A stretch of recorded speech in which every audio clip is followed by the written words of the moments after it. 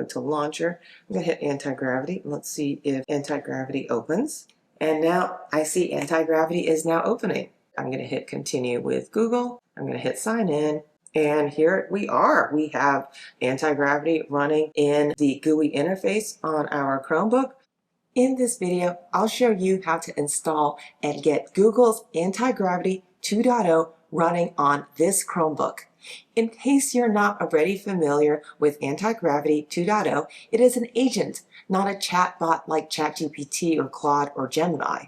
Slight clarification, Antigravity isn't just a single agent, it can actually create a team of agents.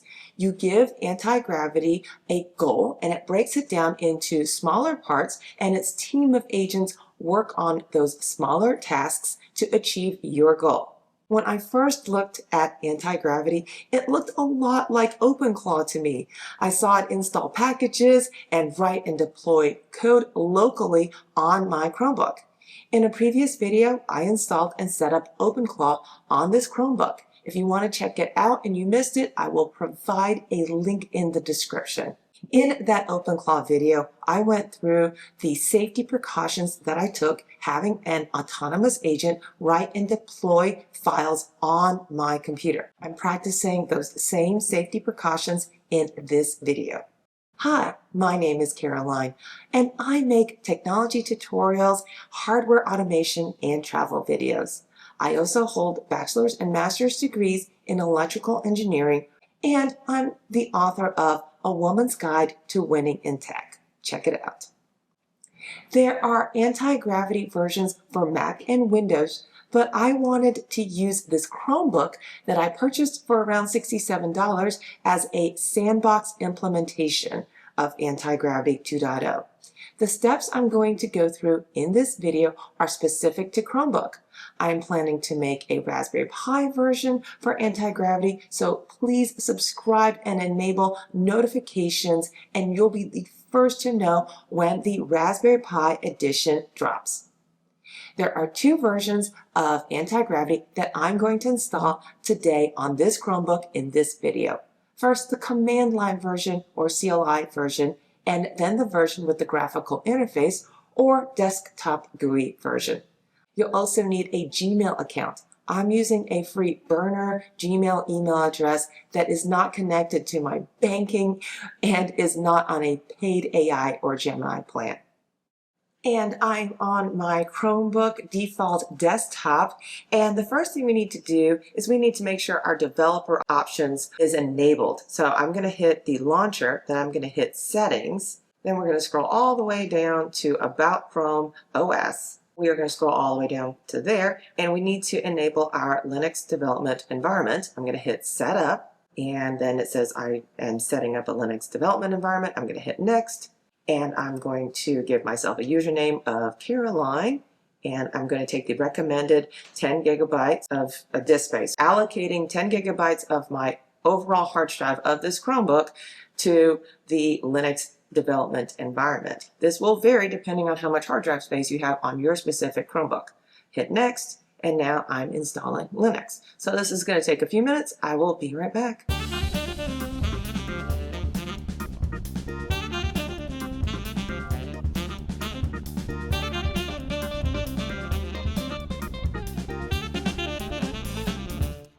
And here we are, we've got our developer mode enabled, and it's already opened up our terminal. I'm actually going to close this just to show you how to get back into it.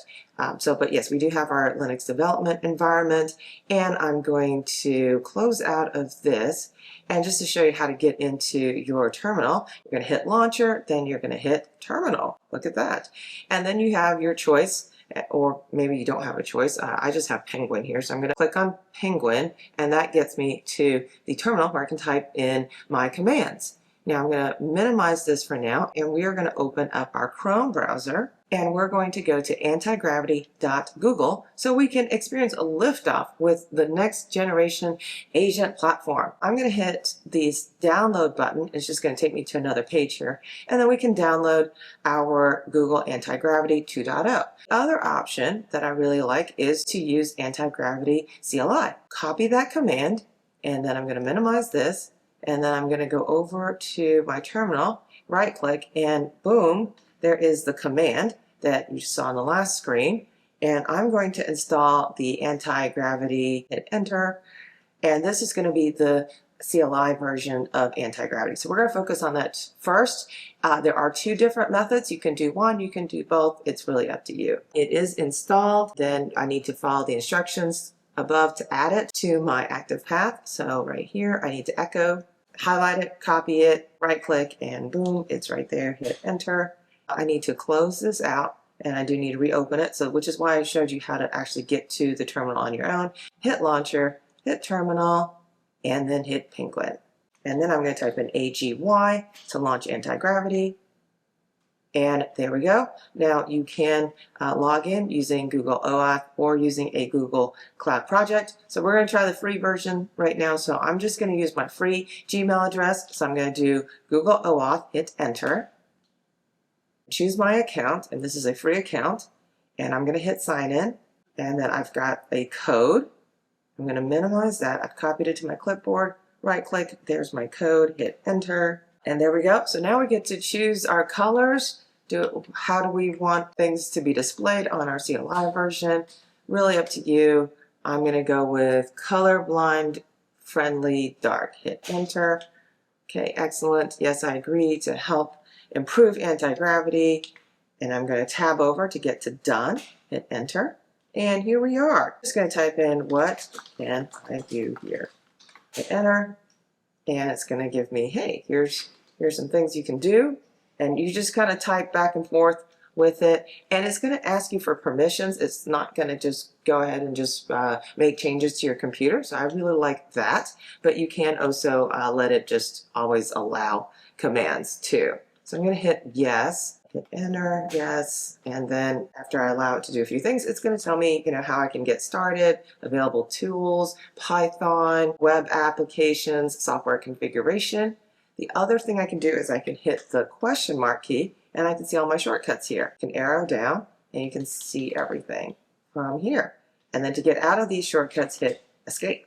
Exit out of this, hit enter, goodbye, and I am out of Antigravity CLI version. Close that out. So that was version number 1, and we are going to open up our Chrome browser, and we're going to go to antigravity.google. I'm going to hit the download button. It's just going to take me to another page here, and then we can download our Google Antigravity 2.0. For the Chromebook, we can have the nice GUI interface if we hit download for x64, which I will start that now. Now on my Chromebook desktop, I'm going to go into Files. I'm going to open up my files, and I'm going to hit Downloads. I just downloaded Antigravity. I'm going to double click on that, and that is going to unzip all of my files. So I'm double clicking on it, and here are all my Antigravity files. Clicked on the folder, and then right clicked, and I'm going to hit Share with Linux. You're going to hit Launcher, then you're going to hit Terminal, and then open up your terminal, and then you've got to click on Penguin here.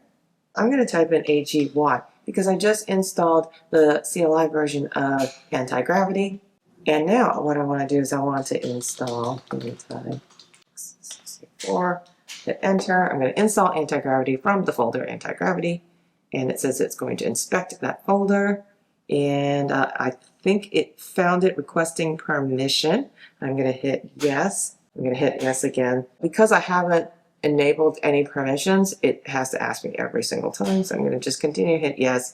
And yes, I could just give it access to everything and let it proceed.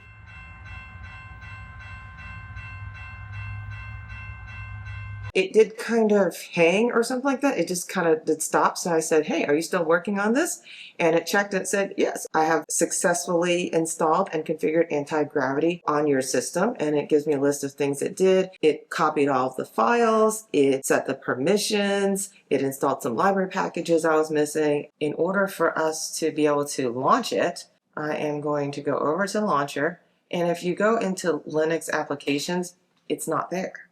It's a Linux app that we're trying to implement here. In order to make it an application that we can launch, we need to go back to Launcher, and then we need to go into our terminal, and we need to move those files I just showed you that were in Linux over into our applications folder. So to do that, I have opened up a terminal, hit Penguin, right click, and I'm going to move Antigravity into OPT Antigravity.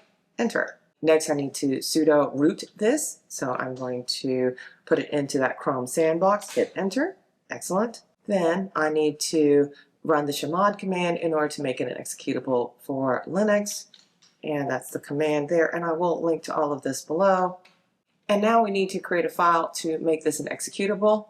And if you don't have Nano already installed, and Nano is just your editor of my choice. I think Vim came with this automatically, but I'm going to install Nano, sudo apt-get install Nano, hit enter. And now we can Nano into this. That's going to be my file editor here. I need to first make the directory. Let's make that directory. Let's Nano into this file that I need to create.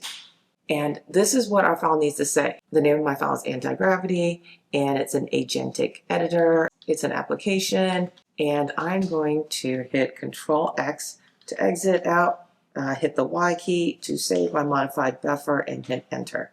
From here, now let's check out our launcher. Hit Launcher, mouse over Linux apps. Now there's an app called Antigravity. So now I'm going to move that, and you can move it actually over to a better spot in your launcher here. Go to Launcher. I'm going to hit Antigravity. Let's see if Antigravity opens. And look at that. Antigravity is now opening. Okay, I see Antigravity has now opened. I'm going to hit Continue with Google. And I'm going to authenticate with my free Gmail account. I'm going to hit Sign In. And I'm going to hit Open Antigravity, and let's click on the Antigravity in the bottom right corner. Yes, I agree to improve it. I'm going to hit Next, and I'm going to choose my system setting, light, dark, and I'm going to just hit System, hit Next, and then it says what packages do I want to include. Do I want to hit Firebase or Chrome DevTools? I'm going to do Modern Web Guidance. I'm just going to choose a few here. It really depends on what your specific application you're going to work with. I'm going to hit Finish, and here we are. We have Antigravity running in the GUI interface on our Chromebook. And that completes our Antigravity 2.0 setup. By first installing the command line version and then having the CLI version figure out how to install the desktop version, we avoid manually installing the required dependencies. If you don't have a Chromebook available, don't worry. Antigravity can be installed on Mac or Windows. If you'd like to see the Raspberry Pi version, don't forget to subscribe and enable notifications, and you'll be the first to know when Antigravity on Raspberry Pi drops on my channel. My name is Caroline. I make tech tutorials and smart home videos and travel videos. Thanks for watching, and I'll see you in the next video. Bye now.